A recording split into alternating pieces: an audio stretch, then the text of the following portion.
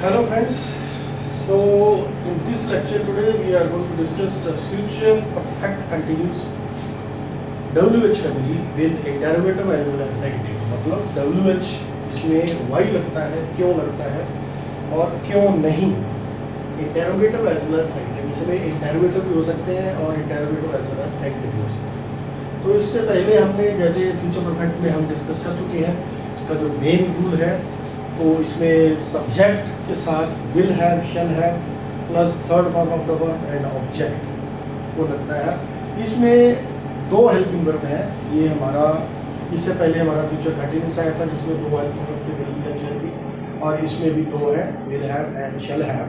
ठीक है, यहाँ पे इसकी जो पहचान जो है वो वही चुका होगा, चुके होंगे, या पास्ट इंडेफिनिट का जो भी वाक्य है हिंदी में, जैसे हम पहले डिस्कस कर चुके हैं, जो पास्ट इंडेफिनिट का हिंदी का वाक्य है अगर उसके पीछे गा गे की आ जाता है, so that is considered to be as a future perfect tense, future perfect sentence.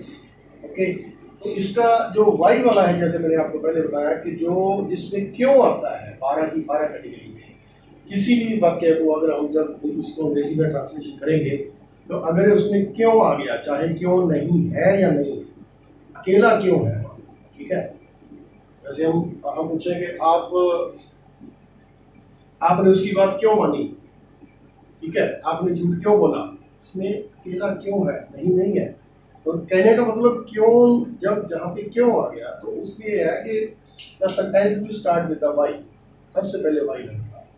उसके बाद जो अगर वो नेगेटिव है, जिस भी कंसर्न सेंटेंस का है, वो जो हेल्पिंग वर्ब है, नॉट जो है उसके साथ वर्ज होके लगेगा, कलम होके लगेगा इकट्ठा।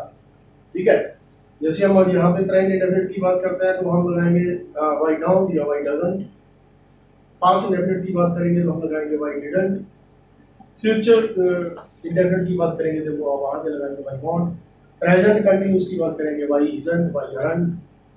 ठीक है, पास्ट कंटिन्यूस की बात करेंगे तो वाई वाजंट। तो प्रेजेंट वर्ब यहाँ पे ये प्रेजेंट परफेक्ट होता तो वाई हैजंट या वाई हैवंट, पास्ट परफेक्ट होता तो वाई हैडंट। कहने का मतलब यहाँ भी क्यों नहीं आता है, just to make you understand for your facility. ठीक है, भी क्यों नहीं आ गया तो शुरू में उसका वाई लगेगा, उसके बाद जो उसका हेल्पिंग वर्ब है उसको शॉर्टकट में लगा दो उसको, क्योंकि ये सब्जेक्ट के बाद भी लग सकता है अगर आप चाहें तो। लेकिन आपने क्योंकि आप इंग्लिश बोलना सीखना चाहते हो इसलिए स्पोकन फॉर्म में ये शॉर्टकट पे लगता है, तो उसी के साथ ही हम जो नॉट को इसी में मर्ज कर देंगे। सबसे पहले वाई लगेगा, उसके बाद वांट या शैल अगर नेगेटिव है, अगर अकेला वाई वाला है तो फिर अकेला विल या शैल। राइट, सबसे पहले डब्ल्यूएच जो भी है, वाई है, वेयर है, देन है, हु है, जो भी है, तो वाई विल शैल या वाई वांट शैल लगाने के बाद उसके बाद सब्जेक्ट लगाएंगे, उसके बाद हैव लगाएंगे, उसके बाद वर्ब की थर्ड फॉर्म और उसके बाद ऑब्जेक्ट। राइट, यहाँ पे जो सेंटेंस हमने लिए हैं बहुत टिपिकल टाइप सेंटेंस लिए हैं आपकी जानकारी बढ़ाने के लिए कि पहला सेंटेंस है हमारा, डॉक्टर मरीज को होश में क्यों नहीं ला चुका होगा, या डॉक्टर मरीज को होश में क्यों नहीं लाया होगा, मरीज को होश में लाना। अब होश में लाने की जो इंग्लिश होती है रिवाइव। ये टेक्निकल वर्ड है मेडिकल साइंस का, रिवाइव, REVIVE, और उसकी सेकंड एंड थर्ड फॉर्म होती है रिवाइव। तो लेट्स स्टार्ट विद वाई। क्यों नहीं है तो वाई वॉट लग गया। सब्जेक्ट क्या है इसमें, होश में लाने की क्रिया, और ये कौन ला रहा है, डॉक्टर, तो doctor, why won't the doctor. उसके बाद हैव, उसके बाद होश में लाने के लिए रिवाइव और रिवाइव्ड, और ऑब्जेक्ट क्या है, patient. Why won't the doctor have revived the patient? Why won't the doctor have revived the patient? अगर यहाँ पे आप इसको खोल कर लगाना चाहते हैं तो फिर ये बनेगा why will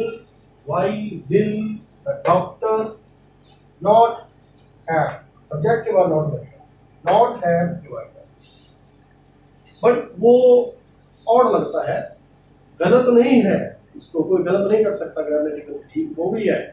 लेकिन अगर आप स्पोकन फॉर्म में आना चाहते हैं, अगर रिटन में भी चाहते हैं, तो that is seen to be more proper. जज ने अपना फैसला क्यों नहीं सुनाया, इसमें भी क्यों नहीं आ गया, तो why want शुरू में आ गया, जैसे मैंने आपको बताया। why want फैसला सुनाने की बात हो रही है, कौन सुना रहा है, जज। why want the judge, why want the judge have फैसला सुनाने की अंग्रेजी होती है गिव द जजमेंट या गिव द वर्डिक्ट, दोनों चीज है, जजमेंट भी लगा सकते हो, वर्डिक्ट भी लगा सकते हो। व्हाई वांट द जज हैव गिवन हिज वर्डिक्ट, ये ऑब्जेक्ट है, व्हाई वांट द जज have given his verdict. Next come third sentence, उसने आपको पैसे उधार क्यों नहीं दिए होंगे।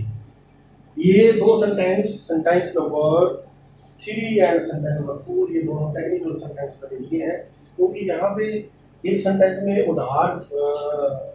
उधार देने की बात हो रही है, एक में उधार देने की बात हो रही है। तो उधार देने की अंग्रेजी और होती है, उधार देने की इंग्लिश और होती है, इसलिए दोनों वर्ड्स को मैंने ये सेंटेंस नंबर 3 और 4 में फिट किया है। उसने आपको पैसे उधार क्यों नहीं दिए। सबसे पहली बात क्यों नहीं आ गया, उसने सब्जेक्ट क्या है, उसने, तो वाई वॉन्ट लग गया। उसके बाद की, वाई वॉन्ट सब्जेक्ट की। उसके बाद है, उधार देने की अंग्रेजी नोट करिए, लैंड होती है, LEND, lend. Second third form lend. उधार लेने की अंग्रेजी बोरो होती है, बोरो। तो why won't he have lend the money, why won't he have lend the money to you, subject. Why won't he have lend the money to you, why won't he have lend the money to you. Sentence number 4, आपने उससे पैसे उधार क्यों लिए होंगे, नहीं लेने चाहिए, आपने उससे पैसे उधार क्यों लिए होंगे। अब इसमें क्यों है, नहीं है, इसीलिए केला बिल लगेगा, वाई बिल। उधार कौन ले रहा है, आप, subject you. Why will subject you के बाद have, why will you have. उधार लेने की अंग्रेजी borrow third form borrowed the money, किससे, subject him, from him. Why will you have borrowed the money from him, why will you have borrowed the money from him. ध्यान दीजिए, यहीं से अगर हम इसको वाई को उठा देते हैं, तो ये सीक्वेंस जो मैं कह रहा था, सीक्वेंस वही है कि will you have borrowed the money from him, ये बनेगा क्या आपने उससे पैसे उधार लिए होंगे। इसके आगे वाई लगता है, ये सीक्वेंस वही रहेगा, यहां तक ये सीक्वेंस वही रहेगा, इधर वाला सीक्वेंस वही रहेगा। तो ये मतलब इसके आगे वाई लगते हैं, ये क्यों वाली कैटेगरी में जंप कर जाता है। Will you have borrowed the money from him, क्या आपने उससे पैसे उधार लिए होंगे। और इसके आगे वाई लग जाता है, why will you have borrowed the money from him, आपने उससे पैसे उधार क्यों लिए होंगे। मतलब इसमें कुछ ज्यादा फर्क नहीं पड़ता है, बेसिक नियम जो है सबके वो 12 ही है, वही है, और हेल्पिंग वर्क की शक्ति होती है। आपकी टीम ने, नेक्स्ट सेंटेंस, आपकी टीम ने मैच क्यों नहीं जीता होगा, क्यों नहीं जीता होगा, या आपकी टीम मैच क्यों नहीं जीत चुकी होगी।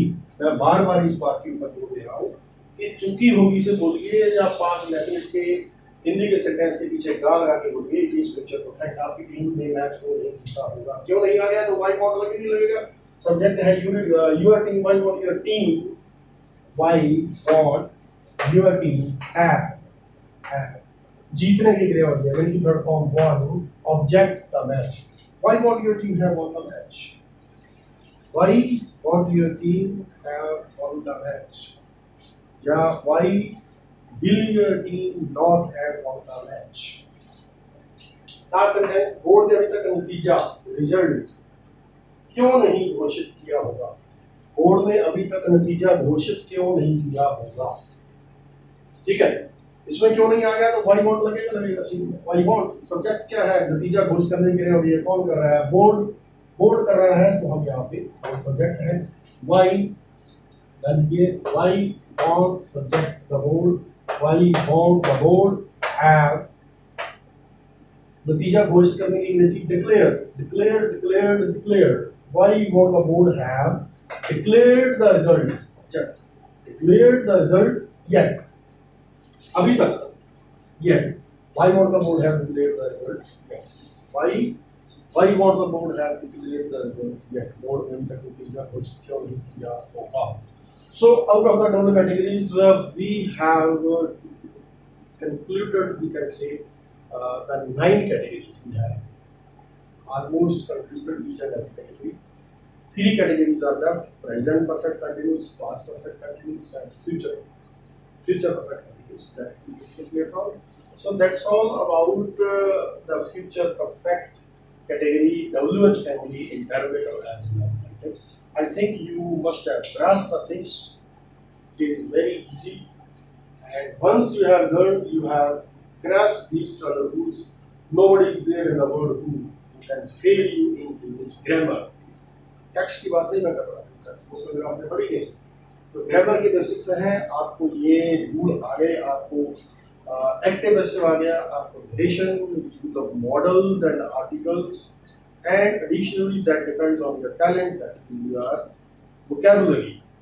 उसका कोई फार्मूला नहीं है, वो आपका जुनून है कि आप कितनी अच्छे से कितने कितने कम समय में कितने ज़्यादा उसको आप याद करते हो। याद करना भी एक अकेली बात नहीं है कि डिक्शनरी को याद करना शुरू कर दो, ऐसे नहीं।